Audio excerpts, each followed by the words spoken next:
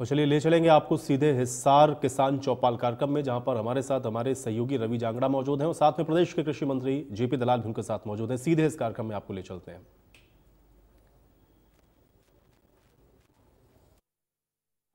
नमस्कार, India news Haryana की किसान चौपाल आज सची है।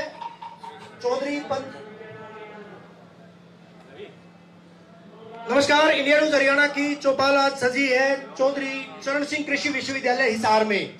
और हिसार में इस वक्त मौजूद है जहां पर किसान मेले का आयोजन किया जा रहा है। और मेरे साथ एक खास मेहमान मौजूद है, कृषि मंत्री जयप्रकाश दलाल। दलाल साहब, सबसे पहले स्वागत है आपका इंडिया न्यूज हरियाणा में। धन्यवाद। आज एक भव्य आयोजन की शुरुआत की गई है। अगर बात करें, किसान मेले का उद्घाटन किया गया है देश के महामहिम उपराष्ट्रपति जगदीप धनखड़ जी के द्वारा, और आह्वान किया गया था कि किसान उस किसानी को छोड़ दें, नई किसानी की तरफ जाएं। जिस नई किसानी का जिक्र किया गया है, कौन सी वो नई किसानी है? जी। हर साल की तरह हमारे चौधरी चरण सिंह कृषि विश्वविद्यालय में 3 दिवसीय किसान मेले का आयोजन किया गया है। इस मेले का किसान बहुत इंतजार करते रहते हैं। किसान आते हैं, यहाँ नई नई नवाचार देखते हैं, नए नए बीज लेके जाते हैं, नई नई विधियाँ सीखते हैं। और इस बार क्या सौभाग्य की बात यह है कि इस मेले का शुभारंभ किसान पुत्र हमारे देश के उपराष्ट्रपति महामहिम धनखड़ साहब ने किया, और बहुत रुचि लेकर के पूरे मंडप देखे, किसानों से बात की, किसानों को सम्मानित किया। और सबसे बड़ी किसान होने का उन्होंने परिचय जब दिया कि जो किसान थे सबको ये कहा कि आप मेरे उपराष्ट्रपति भवन में आए, मैं आपका मेहमानबाजी करूंगा, आपको खाना खिलाऊंगा। और उपराष्ट्रपति भवन को भी किसान भवन बनाने की तरफ उन्होंने कदम उठाया। बड़ी बात, आज खुद जो है देश के उपराष्ट्रपति की अगर मैं बात करूं, उन्होंने खुद कहा था कि कृषि मंत्री जी पहल करें और 1 महीने के अंदर का जो है समय मुकर्रर करें, तो कहीं ना कहीं तैयारियां वो भी शुरू की जाएंगी इस मेले के तुरंत बाद। निश्चित तौर पर हम जो प्रगतिशील किसान हैं, जिनको सम्मानित किया गया है या मुख्यमंत्री जी से सम्मानित होंगे, इन सब को दिल्ली लेकर जाएंगे और उपराष्ट्रपति के मेहमान होंगे। और यही खास बात है, पहले की सरकारों में आज की सरकार में ये फर्क है। पहले की सरकारों में पद्म श्री, पद्म विभूषण किसी और लोगों को, दूसरे वर्ग के लोगों को दिया जाता था। जब से हमारे प्रधानमंत्री नरेंद्र मोदी जी आए हैं, मछली के किसान हरियाणा के उसको पद्म श्री दिया, डेयरी के किसान है उसको पद्म श्री दिया, और जो बेबी कॉर्न के किसान है उसको पद्म श्री दिया। और आज उपराष्ट्रपति जी ने कहा कि आज किसान आकर के मेरे यहाँ भोजन करके मेरे मेहमान बने। मैं समझता हूँ कि हरियाणा के किसानों का सीधा चौड़ा हो गया है। वो समझते हैं कि आज की सरकार, आज के राष्ट्रपति, आज के उपराष्ट्रपति, आज के मुख्यमंत्री, हर कोई किसानों के सामने बिछा हुआ है। दलाल साहब, नवंबर के महीने में दिल्ली में देखते हैं कि ट्रेड फेयर लगता है, अंतर्राष्ट्रीय ट्रेड फेयर। कहीं ना कहीं वहाँ भी इसी तरह के स्टॉल्स देखे जाते हैं, वहाँ भी इस तरह की धूम देखी जाती है, नए नए उपकरण, नई नई चीजें, वो तमाम चीजें देखी जाती हैं। यहाँ भी हमने मेले का अवलोकन किया था सुबह। यहाँ पर जब उपराष्ट्रपति महोदय आए थे, वो भी मेले में इसी तरह से जा रहे थे, देख रहे थे। आज से आगाज किया गया है। खास बात इस बार इस मेले की क्या है? हर बार हालांकि मेला आयोजित किया जाता है, इस बार की खास बात क्या है? देखिए, दुनिया में जितने भी कारोबार हैं, जितने भी व्यवसाय हैं, कृषि के बगैर कोई काम नहीं चल सकता। कृषि सबकी जड़मूल है। फसल हो, अनाज हो, फल हो, सब्जी हो, कपास हो, सारे कारोबार जो है कृषि से ही चलते हैं।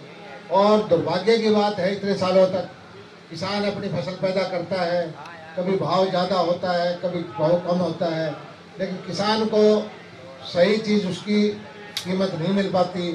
किसान को अपने माल बेचना नहीं आता, किसान को बाजार समझना नहीं आता। इस मेले का मकसद भी ये है कि किसान बाजार को समझे, किसान दुनिया को समझे। किसान के बेटे आजकल पढ़े लिखे इंटरनेट, यूट्यूब, सोशल मीडिया देखते हैं, और अपने उत्पाद को कैसे प्रोसेसिंग करें, कैसे और चीज़ के करें, मार्केट को कैसे समझें, उस तरह के उत्पादन करें तो किसान की आमदनी बढ़े। और इस मेले का हमने एक एनुअल फंक्शन बनाया है। हर साल ये मेला जो है, तो उसको मेले से बड़ा करने की हमारी योजना है कि इसमें उत्तर भारत के सारे किसान जो भी नवाचार कृषि में हुए हैं, चाहे वो कृषि मशीनरी हो, चाहे कृषि के बीज हों, चाहे कृषि के फर्टिलाइजर हों, चाहे कृषि के पेस्टिसाइड हों, चाहे कृषि के बारे में कोई प्रोसेसिंग के योजनाएं हों, प्राकृतिक खेती की, जैविक खेती के बारे में नई चीज़ हो, फूलों के बारे में या मिलेट्स के बारे में, ऐसी छोटी छोटी चीज़ करके अपने उत्पाद को अगर वो प्रोसेसिंग करके बेचे तो 10 गुना 20 गुना रेट मिल जाता है। आलू 5 रुपये बिकता है उस किलो का, और उसी आलू का जो चिप्स बनता है वो 500 रुपये किलो बिक जाता है। इसी तरह से किसान की चना है, दाल बनाते हैं उसकी वैल्यू एडिशन हो जाती है, गेहूं है उसका आटा बनाते हैं वैल्यू एडिशन हो जाती है। तो ये क्यों ना किसान के बच्चे जो रोजगार के लिए भागते हैं, सरकार उसके लिए नीतियां बना रही है, घर में बैठ करके, गांव में बैठ करके ऐसे रोजगार बनाए जिससे उसका उत्पाद जो है वो दुगने और तिगने और 4 गुना रेट पे बिके, और यही एक तरीका है कि किसान की आमदनी बढ़ सकती है। मिलेट्स की आपने बात की है, मिलेट्स ईयर भी इस बार मनाया जा रहा है पूरे देश की। अगर मैं बात करूं G20 में भी हरियाणा के बाजरे की धूम देखी गई थी साफ तौर पर। आज भी इस तरह का जिक्र आया था मंच के माध्यम से, जब मेले की शुरुआत की गई थी, शुरुआत में भी जिक्र आया था कि GST फ्री किया गया। अगर बाजरे की बात करें, किस तरह का प्रोविजन और किस तरह से GST उसको फ्री किया गया? मैं तो ये समझता हूँ मोदी जी इस काम की शुरुआत करते हैं उसको अंतिम उस तक मौके तक पहुंचा देते हैं। चाहे वो मोदी जी ने शुरू किया योगा की बात, सारी दुनिया में योग की बात इनका वजह, मोदी जी ने सोलर अलायंस बनाया, सोलर के लिए आज भारत में जगह जगह दुनिया में सोलर की बात चल रही है। मोदी जी ने आह्वान किया कि 2023 को मोटे अनाज का साल मनाया जाए, सारी दुनिया ने उसका समर्थन किया। और अब जो हमारे दक्षिण हरियाणा राजस्थान का जो बाजरा है जिसको कोई पूछता नहीं था, आप देख रहे हो कि आज बाजरे का भाव धान और गेहूं से ज़्यादा है, और बाजरे को बेचने से 25 रुपये बाजरा हरियाणा सरकार खरीद रही है, 72 भाव की योजना दे रही है। लेकिन यहाँ जो उत्पाद दिखाए गए हैं ये उत्पाद बना करके किसान घर में बना करके बेच सकता है, और इस उत्पाद से मैं समझता हूँ कि बाजरे के किसानों को अभूतपूर्व लाभ हो सकता है। जो हमारा लक्ष्य है कि किसान की आमदनी को मल्टीप्लाई करना है वो पूरा हो सकता है। और दुनिया भर के जो अंतर्राष्ट्रीय नेता आए थे G20 में, सबको हमने बाजरे के उत्पादों से परिचित कराया, बाजरे की रोटियां, खिचड़ी और बाजरे के चिप्स, बाजरे के बिस्कुट, और ये चीज़ अगर होती जाएगी और बढ़ती जाएगी, मुझे पूरा भरोसा है कि हिंदुस्तान का बाजरा प्रीमियम पर बिकेगा। इसके लिए लाइन लगेगी, और इस बाजरे, क्योंकि बाजरा यूरोप में पैदा नहीं होता, बाजरा ठंडे देशों बर्फ के इलाके में पैदा नहीं होता। मुझे पूरा भरोसा है कि अकेले बाजरे के दम पर ही हमारे दक्षिण हरियाणा के किसान समृद्ध हो जाएंगे। जाहिर तौर पर दक्षिण हरियाणा के किसान समृद्ध होंगे। पानी की भी बात आती है, ड्रिप इरिगेशन की बात आती है, दूसरी तमाम योजनाएं।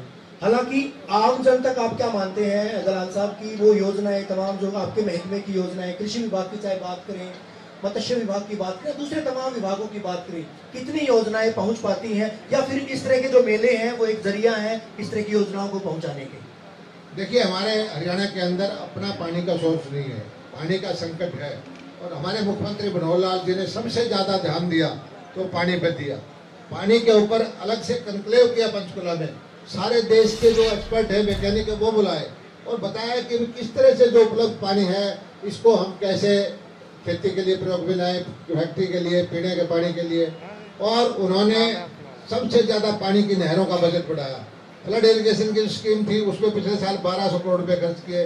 पॉन्ड अथॉरिटी बनाई, अटल भूजल योजना बनाई, और इसके अलावा उन्होंने कहा कि बूंद बूंद तबका सिंचाई से खेती करें, इजराइल की विधि से, फ्लड इरिगेशन ना करें। उस पर भी हमने 85% सब्सिडी दी है। जितना काम माइक्रो इरिगेशन का पिछले 15-20 साल में हुआ है, इतना काम 2-3 साल में मनोहर लाल जी के नेतृत्व में हुआ है, और किसान इस बात को समझ चुका है। एक ड्रिप वाला किसान कपास बोता है, उसकी उत्पाद जो है उसका उत्पादन दूसरे से 1.5 होता है। इस बात को किसान समझ चुका है, और इसका लाभ भी उठाया जा रहे हैं। आज जगह जगह देखेंगे आप कि ड्रिप इरिगेशन, छोटे फुहारे, sprinkler, mini poly house, net house, इनकी लाइन लगी हुई है, और किसान इन चीज़ों को सीख करके अब जो है अपनी आमदनी बढ़ा रहे हैं। मौजूदा परिप्रेक्ष्य में दलाल साहब आपको नहीं लगता कि ड्रिप इरिगेशन जैसी सिंचाई परियोजनाओं की आवश्यकता है, दूसरे तमाम तकनीकें, दूसरे तमाम वो उपकरण अपनाने होंगे, क्योंकि पानी की बेहद किल्लत आप भी मानते हैं। खास तौर पर अगर दक्षिण हरियाणा के इस अर्ध मरुस्थलीय इलाके की बात करें, जिसमें राजस्थान से सटा जो इलाका है उसकी बात करें, ऐसी योजनाओं को प्रोत्साहित करने के मकसद से अगर विभागीय योजनाओं की बात करें, धरातल तक उसको उतारने के लिए आपके विभाग के कितने प्रयास और कितने फलीभूत हो पाए? नहीं, मुख्यमंत्री जी का विभाग है सिंचाई विभाग, इसने बहुत सारी योजनाएं बनाई हैं और मैं समझता हूँ किसान को भी अब समझ में आ गई है कि खेत को तालाब बढ़ाने से, खेत को पानी भरने से फसल ज़्यादा नहीं होती, उससे वीड्स पैदा होते हैं, घास पैदा होता है, पौधे की जड़ में पैदा, जो पौधा फसल हमने लेनी उसकी जड़ में पानी देने से वो पौधा आगे बढ़ता है, बाकी चीज़ें नहीं बढ़ती। और इस तरफ जो है ड्रिप इरिगेशन, छोटा फुहारा, बड़ा फुहारा, इस तरफ किसानों ने बहुत ध्यान दिया है। और मैं कहता हूँ कि जो हमारे दक्षिण हरियाणा के रेतीली ज़मीन के किसान हैं उसके लिए हमने जो छोटे छोटे तालाब बनाने के लिए वो सब्सिडी दी है। हजारों की संख्या में फतेहाबाद में, सरसा में, भिवानी में तालाब बनाए हैं। हमारे यहाँ होता क्या था कि पानी की शॉर्टेज है, एक पानी की वजह से, एक सिंचाई की वजह से फसल खराब हो जाती थी। आज रिजर्व रखता है खेत में पानी किसान, और जब उसको जरूरत होती है उसको पानी दे देता है। जब पानी सरप्लस है बारिश के दिनों में तब उस टैंक में भर देता है। तो धीरे धीरे किसान बदल रहा है, मेरा देश बदल रहा है। किसान की आर्थिक हालात, किसान के बच्चों की खेती में रुचि ये निश्चित तौर पर बढ़ेगी और देश आगे बढ़ेगा। और मैं तो एक चीज कहता हूँ, कोरोना संकट के अंदर दुनिया को दिखा दिया भारत के अन्नदाता ने जो अनाज पैदा किया, भारत के अन्नदाता ने, हरियाणा के किसान ने जो मेहनत की, इसके गोदाम भर दिए भारत सरकार के, उस वजह से 80 करोड़ लोगों को 3 साल से घर बैठे अनाज फ्री में दे रहे हैं। दुनिया आश्चर्यचकित है, दुनिया में संकट आया हुआ है, पैसे से अनाज नहीं मिलता, लेकिन यहाँ पर हम फ्री दिलाते हैं। मैं नमन करता हूँ अपने अन्नदाता को, नमन करता हूँ हरियाणा के किसान को, जो उसने इतनी मेहनत की, उस संकट की घड़ी में इतना अनाज पैदा किया, ये बिल्कुल धन्यवाद के पात्र है। एक वक्त था जब खेती को घाटे का सौदा माना जाता था। परंपरागत तरीके से खेती जो जब भूमि पुत्र करते हैं तो कहीं न कहीं कभी बारिश की ज्यादा आपदा, जब बारिश ना आए तो भी मुश्किल, बारिश ज्यादा आती है तो भी मुश्किल, किसान की पकी पकाई फसल भी बर्बाद हो जाती थी। उसके बाद कुछ इस तरह की योजनाएं भी सरकार लेकर आई जिससे न केवल घाटा जो है उससे उबारा गया बल्कि क्षतिपूर्ति भी की गई। परंपरागत खेती से हटकर खेती को प्रोत्साहन देने के लिए नई खेती को, नई जो तकनीक जो इजाद हो रही है दलाल साहब, उनको कहीं न कहीं प्रोत्साहित करने के लिए वो योजनाएं कितनी कारगर साबित हो पाई हैं? ये मेला, कृषि विकास मेला लगाने का हमारा मकसद ये है कि नए नए नवाचार किसान सीखे, अपनी परंपरागत खेती से छोड़ करके फूलों की खेती कैसे हो, बागवानी कैसे हो, सब्जियां कैसे हो, नेट हाउस में क्या हो, या और नई नई खेती कैसे करें, ये सब चीज़ें यहाँ सिखाई जाती हैं। हमारे वैज्ञानिक यहाँ बैठे हैं, हमारे यूनिवर्सिटी के आदमी बैठे हैं, डिपार्टमेंट के आदमी बैठे हैं, और हमारा मकसद यही है।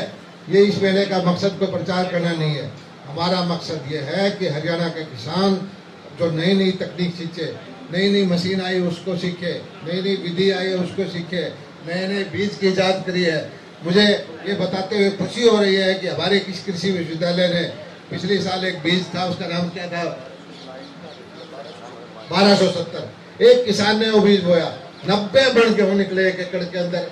अगर ऐसा बीज की मांग इतनी जबरदस्त है कि इसी तरह से हो तो एकदम से 25-30% गेहूं में भी उत्पादन बढ़ सकता है। तो इस विश्वविद्यालय ने ऐसे ऐसे बीज दिए हैं जिससे किसानों की आमदनी बढ़ी है। और हम जो है हॉर्टिकल्चर हमारा डिपार्टमेंट है कि जिससे मशरूम की खेती करे, फूलों की खेती करे, शहद का काम करे। शहद के काम से परागण भी होता है, शहद भी उपलब्ध होता है, और सबसे ज़्यादा जरूरी ये है दुनिया को एक मार्केट समझे। किसान को पैदा करना आता है, किसान को बेचना नहीं आता। किसान के नौजवान बच्चों से मैं हाथ जोड़ के प्रार्थना करता हूँ कि अपने माल को प्रोसेस करके बेचना सीखें, जो पैदा किया है उससे 4-5 गुना कीमत लेना सीखें, तभी आपकी आर्थिक हालत सुधरेगी। पैदा करना एक अलग मुद्दा है, उसको बेचना, उसमें वैल्यू एडिशन करना, उसके अंदर उसकी कीमत ऐड करके जो फायदा मिलता है वो पैदा करने से नहीं मिलता। यानी प्रोडक्शन के बाद मार्केटिंग बेहद जरूरी है। और इसका आह्वान भी आज देश के उपराष्ट्रपति के द्वारा किया गया था कि यूथ जो है सरकारी नौकरियां छोड़ करके, करोड़ों के पैकेज छोड़ करके आज कृषि क्षेत्र में और कृषि क्षेत्र के बने उत्पाद जो है उनकी तरफ जा रहे हैं। ऐसे में और मोटिवेट किए जाने की आवश्यकता नहीं लगती। आपको नहीं लगता कि ऐसे युवाओं को, ऐसे यूथ को मोटिवेट करना पड़ेगा? आपकी बात को मैं ऐड करता हूँ, ऐड ऑन करता हूँ बीच में, कि मंडियां जो है उन मंडियों की भी बेहद जरूरत है। 6 महीने तक किसान फसल उगाता है, उसकी बच्चे की तरह सेवा करता है, उसके बाद जब मंडियों में कई कई दिन तक खड़ा रहना होता है तो काफी मुश्किलात पेश आती हैं। देखिए, हरियाणा से बेहतर मंडियां कहीं नहीं है। सबसे ज़्यादा फसलें हम खरीदते हैं। ये जरूर है कि मंडी का चलने का, जैसे अब धान का सीजन है, 15-20 दिन के अंदर सारी 70 लाख 80 लाख 90 लाख मीट्रिक टन आ जाएगी। जब गेहूं की कटाई होगी तो 20 दिन के अंदर ही सारी वो आ जाएगी। सारी मंडियां भर देते हैं। किसान के पास भी संकट है, खेत से सीधा मंडी में जाता है। अगर वो घर में ले जाए तो उसकी कॉस्ट बढ़ती है, घर में रखे फिर उठाए फिर ले जाए, और मंडी का जो MSP में खरीद का है उसका स्लॉट भी कम है। मैं कहता हूँ कि आज जैसे हमारे जो दूसरे धान है 1509 है 1121 है, उसका भाव इस धान से ज़्यादा है। उसकी मंडियों की जो किसानों को जरूरत नहीं है कि सरकारी खरीद का इंतजार करे। तो सरकार की खरीद के बजाय फसलों का विविधीकरण करके, मार्केट को देख करके, जिस दिन किसान पैदा करना शुरू कर देगा, अपने डाइवर्सन करेगा, अपने बच्चों को सिखाएगा विधि, बच्चे सीख जाएंगे। और हमारे महामहिम उपराष्ट्रपति धनखड़ साहब ने भी कहा कि जो बड़े बड़े करोड़ों रुपए के पैकेज में IIT IIM के बच्चे आज इनोवेटिव आइडिया लेकर के नए नए कारोबार कर रहे हैं। मुझे पता है कि गुड़गांव के अंदर शुद्ध देसी गाय का घी एक स्टोर के अंदर 5,000 रुपए किलो बिकता है। हमारे यहाँ घी गाय का उपलब्ध करते हैं, उसको वही पैकिंग ब्रांडिंग करके विश्वास हो जाए, उसका घी भी वो 5 नहीं तो 3,000 4,000 रुपए किलो बिक सकता है। गाय का दूध कुछ लोग है मार्केटिंग करके बहुत महंगा बेच रहे हैं। किसान की समस्या यही है कि किसान को माल बेचना नहीं आता। हमारे ध्यान ये मेले लगाने का मकसद एक ये है कि किसान का बच्चा, किसान के परिवार अपने माल की कीमत समझ कर उसको बेचना सीखे और अपनी आमदनी बढ़ाए। दिल्ली में प्रदूषण होता है, दलाल साहब जिम्मेवार दलाल साहब होते हैं, हरियाणा सरकार होती है। उस पराली प्रबंधन का भी कहीं जिक्र किया गया है। उस पराली प्रबंधन के लिए किस तरह के प्रयास, क्योंकि लगातार आप भी कहते हैं कि 1 सप्ताह पहले हमने जो है खरीद शुरू की थी, इस बार धान की कटाई हुई है, तो निश्चित तौर पर आगे समय भी मिलेगा कि बुआई और बिजाई में जो है कटाई में आगे गेहूं की। तो आपको लगता है कि एक बार फिर से हरियाणा जिम्मेदार है इस पराली के लिए, पराली जो जलाई जाती है उसके मामलों के लिए? मैं ये समझता हूँ कि ये राजनीतिक लोग किसान पर झूठा में दोषारोपण करते हैं। केजरीवाल जी ने तो किसानों को इतना बदनाम किया जब उनकी पंजाब में सरकार नहीं थी, दिल्ली का प्रदूषण का जुम्मेवार वहाँ किया।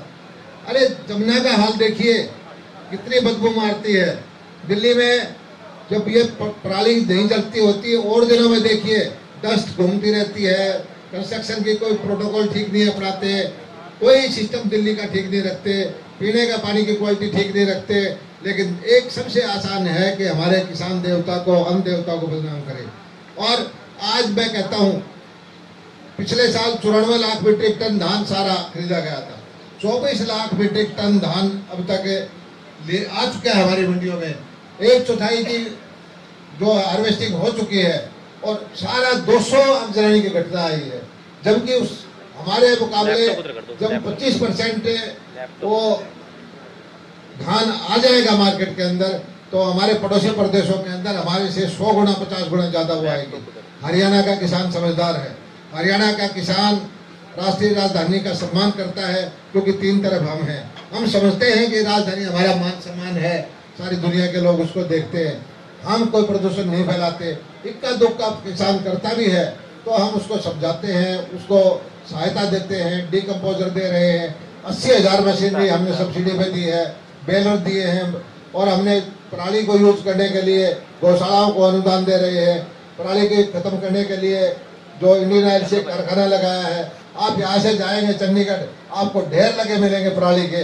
अब किसान पराली को, इक्का दुक्का को छोड़कर हरियाणा का किसान पराली नहीं जलाता। और साथ ही साथ बात करें, हमने बहल में किसान मंच मेगा कार्यक्रम था इंडिया न्यूज हरियाणा का, उसमें आपने भरोसा दिया था कि अगर सुप्रीम कोर्ट, माननीय सर्वोच्च न्यायालय निर्देश देता है तो उसके बाद कहीं न कहीं आस जगेगी पानी की। SYL का मुद्दा खासतौर पर इस इलाके के लिए बेहद अहम माना जाता है, बेहद महत्वपूर्ण माना जाता है। लेकिन पंजाब कह चुका है कि एक बूंद पानी नहीं मिलेगा। प्रदेश के किसानी विभाग के मंत्री हैं आप, पानी कैसे आएगा? पानी है ही नहीं। हरियाणा के किसान के लिए SYL जीने मरने का सवाल है। हरियाणा की प्यासी धरती है। ये सारा बालसमंद, फतेहाबाद, हमारा लोहारू, सिवानी, एक तरफ से पीने का पानी का भी संकट होता है। और हम हाथ जोड़ के प्रार्थना करते हैं, केजरीवाल जी यहीं के रहने वाले हैं, सिवानी के रहने वाले हैं, कम से कम जिस धरती में जन्म दिया हो उसका थोड़ा बहुत तो कर्ज मानना चाहिए। इतना आंख पलटने की जरूरत नहीं है, थोड़ा सा पानी हमें दे दे। लेकिन केजरीवाल जी कहते हैं कि एक बूंद भी पानी हरियाणा को देने के लिए उनके पास नहीं है। और दुख की बात यह है कि पानी तो दे ही नहीं रहे, हमारे घाव बच रखने के लिए 10 मंत्री भेज रहे हैं, ये दिखाने के लिए कि हरियाणा के किसानों देखो कि मैं पानी भी नहीं दूंगा और आपके वोट भी मांगने आऊंगा। इतनी भ्रष्टा करने वाला नेता मैंने जिंदगी में नहीं देखा, जो हमारे घाव पर नमक छिड़क रहा है और पंजाब से हमारे पंजाब के मंत्री भेज रहा है। हर एक मंत्री बयान देता है कि एक बूंद पानी नहीं देंगे। मुझे समझ में नहीं आता कि यहाँ किस लिए आते हैं वो। अगर पानी देना हो तो आए, हम भी उनका स्वागत करेंगे, लेकिन ये कहते हैं कि आपको पानी के एक बूंद नहीं देंगे। दूसरी तरफ कहते हैं कि हम आपके वोट भी लेके जाएंगे। हरियाणा का किसान मजबूर नहीं है, हरियाणा का सिर्फ किसान आत्मसम्मान से जीतता है, हरियाणा का किसान अपना भला बुरा समझता है। केजरीवाल जी के लिए हरियाणा में कोई जगह नहीं। क्या लगता है महज चुनावी मुद्दा बनकर रहेगा? माननीय सुप्रीम कोर्ट कह चुकी है कि पंजाब सरकार इस मामले में पहल करे, दोनों सरकारें मिलकर इस मामले को सुलझाएं, निपटाएं। देर है इस देश में, अंधेर नहीं है। इस देश के अंदर बड़े बड़े झगड़े सुलझे, सरदार सरोवर के डैम का झगड़ा, टिहरी बांध का झगड़ा, गुजरात में और था, 20-20, 30 साल लग गए। लेकिन मुझे भरोसा है मामला संज्ञान में है माननीय उच्चतम न्यायालय के, और बड़ी तल्ख टिप्पणी की है। और हम भी यही कहते हैं पानी अगर आप होगा उसका बाद में देखा जाएगा। ये 60-70 साल पुरानी नहर हो चुकी है, ये अगर टूट जाएगी भाखड़ा तो ये बिना पीने का पानी का संकट आ जाएगा। आप एक पहला नहर तो बनाने दें, आप एक नहर बना दें जिससे कि कभी ऐसी कोई चीज हो जाए पुरानी नहर की रिपेयर मेंटेनेंस हो। और ये हमें पूरा भरोसा है माननीय उच्चतम न्यायालय ने जो कहा है कि हमें इसका कोई न कोई संज्ञान लेकर के सख्त ऑर्डर देना पड़ेगा। और हम प्रार्थना करते हैं हाथ जोड़ के हरियाणा के किसानों की तरफ से कि ये सख्त ऑर्डर दे दें, किसी केंद्रीय एजेंसी को आदेश दे दें और सर्वोच्च न्यायालय की देखरेख में तुरंत इस नहर का निर्माण शुरू कराएं। चुनावी तैयारियां एक तरह से शुरू हो चुकी हैं। ये चुनावी वर्ष के तौर पर अगला वर्ष अब आने वाला है, लोकसभा चुनाव, विधानसभा चुनाव। हालांकि उससे पहले तमाम पार्टियों के द्वारा रस्साकसी शुरू कर दी गई है, प्रयास शुरू कर दिए गए हैं, लोगों के बीच भी जा रहे हैं। ऐसे में आपका विभाग, आप अहम विभाग के वो विभाग जिसके मातहत आने वाले किसान देश का पेट भरते हैं, पालन पोषण करते हैं, क्योंकि अनाज अगर नहीं मिलेगा तो लोग जो है कुछ नहीं कर पाएंगे। ऐसे में उन किसानों के लिए, उस आम जनता के लिए आपके विभाग की अब क्या योजनाएं, भावी योजनाएं इस चुनावी वर्ष में? जहाँ तक चुनाव का संबंध है, हमारे और दूसरी पार्टियों में फर्क है। हम किसान को माई बाप, अन्नदाता समझते हैं और दूसरी पार्टी किसान को सिर्फ वोट समझती है। जब वोट लेना होता है तो उनको किसान याद आता है। हम गर्मी, सर्दी, पाला, कुछ भी हो, कोरोना हो, हमेशा किसानों के बीच में रहते हैं। और जिस परिवार से हम आए हैं, हमें सौभाग्यशाली समझते हैं कि उस समाज की सेवा के लिए कलम चलाने का मौका मिला है और ये कलम भी समाज ने दी हुई है, इस समाज की भलाई के लिए चलेगी। हमेशा यही सोचते रहते हैं कि प्रभु हमारी कलम से इतने काम करवा कि ये हमारे जो माई बाप हैं, हमारे भाई बहन हैं, ये समझे कि कोई इनका बच्चा आया था, उसने ठीक फैसले लिए थे। हम इनको वोट नहीं समझते और चुनाव हो या ना हो, हर वक्त ये समझते रहते हैं कि कौन सा ऐसा काम करें जिससे कि इनकी जीवन दशा सुधरे, इनके आर्थिक हालात सुधरे, इनके बच्चे भी वो सपने ले सके जो दूसरे समाज के बच्चे लेते हैं। किसान का बच्चा भी दुनिया में पूरी तरह से अपना व्यापार करने की सोच के, इनकी आमदनी बढ़ाने की सोच के, और ये शुरुआत हो चुकी है। मैं समझता हूँ कि मोदी जी और मनोहर लाल जी के नेतृत्व में ये काम होगा, किसान आगे बढ़ेगा, किसान समृद्ध होगा। और जहाँ तक वोट की बात है, चुनाव के वक्त मुझे पता है कि हम सेवक हैं, किसान मालिक है, और अच्छे सेवक को मालिक कभी छोड़ता नहीं, ढूंढ के भी साथ रखता है। दूध दही के प्रदेश की आज धूम है चारों तरफ। पूरे वर्ल्ड में अगर बात करें, पूरे देश में बात करें, विश्व में बात करें, एशियाई खेलों में जितने पदक आए हैं, 2/3 पदक शेष भारत के हैं और 1/3 पदक लाने वाला हरियाणा है। देशा में देश हरियाणा जिस दूध दही का खाना, उस दूध दही को और समृद्ध करने के मकसद से वो किसान और समृद्ध हो। आपको नहीं लगता कि उन किसानों के बेटों का ही कारनामा है जो ये पदक लेकर आए हैं, मेडल लेकर आए हैं? उनको और प्रोस्पेरियस किया जाना चाहिए, उनको और समृद्ध किया जाना चाहिए। आखिरी सवाल, देखिए, हरियाणा किसानों की भूमि है, हरियाणा जवानों की भूमि है। हर 10वां सैनिक जो है हमारा हरियाणा का बॉर्डर पर है, भारत माता की रक्षा कर रहा है। और अब भी आपने देखा होगा कि हमारी आबादी सारी कोई 1.5% है, हमारा थोड़े से लोग हैं, लेकिन 1/3, 1/4 पदक चाहे ओलंपिक के हों, चाहे एशियन गेम के हों, वो सारे हरियाणा के लोगों के हैं। हरियाणा कहते हैं हंगे का है, अच्छे खाते पीते हैं, अच्छे मेहनत करते हैं। और हरियाणा का आदमी जुनूनी है, जो सोच लेता है वो करके दिखाता है। जो सोच लेता है ओलंपिक में जाना, एशियन गेम में जाना, इन बच्चों, छोटे छोटे घरों के बच्चे जिनके घरों में कोई जमीन नहीं है, जिनके घरों में कोई सामर्थ्य नहीं है, वो अपनी कमिटमेंट से, वो अपनी मेहनत के दम पर अपने माँ बाप, प्रदेश और देश का नाम दुनिया के अंदर कर रहे हैं। और इसमें हमारी नीति जो है, खेल नीति, उसका भी बड़ा फायदा है। हरियाणा सरकार की खेल नीति देश के अंदर सबसे अच्छी है। करोड़ों रुपए जो मेडल लेके आते हैं हम उनको देते हैं, ट्रेनिंग देते हैं, कोच देते हैं। और यह भी तो शुरुआत है। आने वाले वक्त में मैं एक दिन ऐसा आएगा कि दुनिया के पहले नंबर की मेडल टैली के अंदर भारत का नाम होगा और भारत के अंदर मेडल टैली के अंदर प्रदेशों में हरियाणा का नाम होगा। चलिए, इंडिया न्यूज हरियाणा इस किसान चौपाल की मार्फत दलाल साहब यही दुआ करता है कि मेरा हरियाणा, आपका हरियाणा, हम सब का हरियाणा इसी मानिंद तरक्की करता रहे। इंडिया न्यूज हरियाणा के किसान चौपाल में हमारे साथ थे अभी कृषि मंत्री जयप्रकाश दलाल। सीधे तौर पर कहना है कि चुनाव की बात नहीं करते, हम बात करते हैं सिर्फ और सिर्फ किसान की, सिर्फ और सिर्फ भूमिपुत्र की, जो कि तरक्की करे, समृद्ध हो। और इसी वजह से ये 3 दिन का किसान मेला यहाँ पर आयोजित किया गया है हरियाणा कृषि विश्वविद्यालय में, जहां पर न केवल कृषि की नई नई तकनीकों पर चर्चा की जा रही है, बल्कि वो तमाम संसाधन, किस तरह के संसाधन सरकार के द्वारा मुहैया करवाए जा रहे हैं, किस तरह से अन्नदाता और तरक्की कर सकता है और आगे बढ़ सकता है, उन तमाम चीजों पर चर्चा की जा रही है। किसान चौपाल में जेपी दलाल जी हमारे साथ जुड़े थे, और भी मेहमान हमारे साथ जुड़ेंगे। बने रहिए हमारे साथ, मिलते हैं एक छोटे से ब्रेक के बाद।